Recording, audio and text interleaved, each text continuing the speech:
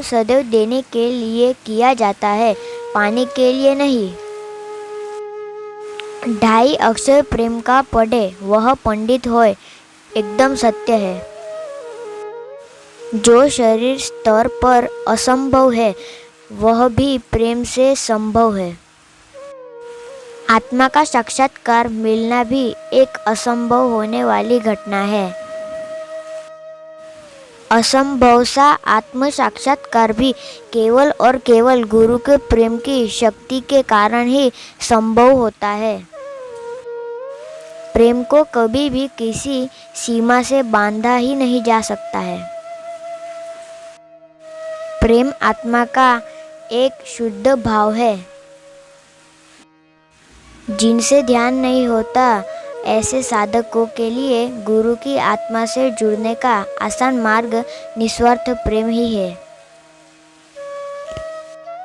आज के नकारात्मक कोरोना काल में सकारात्मक ध्यान करना कठिन हो रहा है।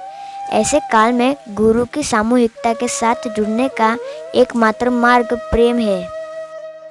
प्रेम का मार्ग केवल वही साधक अपना पाएगा जो अंतर्मुखी हो पाएगा। योग करने का आसान मार्ग प्रेम का मार्ग है। प्रेम आत्मा का अति शुद्ध भाव होता है। कर्म योग, भक्ति योग, ध्यान योग, प्रेम योग, आपको जो करते आए वह श्रेष्ठ है। प्रेम एक से शुरू होकर अनेक तक की यात्रा करता है। जीवन में कोई एक माध्यम होना चाहिए जिससे हम निस्वार्थ प्रेम करते हो। प्रेम सदैव ही शरीर के आकर्षण से परे होता है। प्रेम शरीर से नहीं, शरीर के भीतर की आत्मा से ही किया जाता है।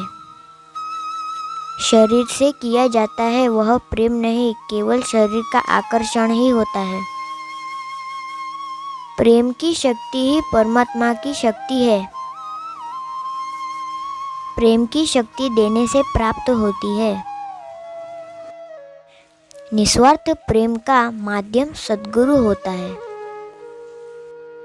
गुरु तत्व प्रेम का वर्तमान माध्यम है। गुरु तो प्रेम का सागर है जहाँ प्रेम की सभी नदियाँ समाती है। आप किसको प्रेम करते हो वह महत्वपूर्ण नहीं है, आप निस्वार्थ प्रेम करते हो, बस इतना ही काफ़ी है। आत्मा से निकलने वाला प्रेम सदैव ही निस्वार्थ ही होता है। प्रेम और आकर्षण में अंतर होता है। प्रेम आत्मा से होता है, आकर्षण शरीर से होता है। प्रेम देने के लिए होता है, आकर्षण पाने के लिए होता है। आप निस्वार्थ प्रेम भले ही किसी से भी करो, अंततः वह तो परमात्मा से ही होता है। प्रेम दिखता नहीं है पर महसूस आत्मा को होता है। प्रेम ही परमात्मा है जो दिखता नहीं पर महसूस होता है।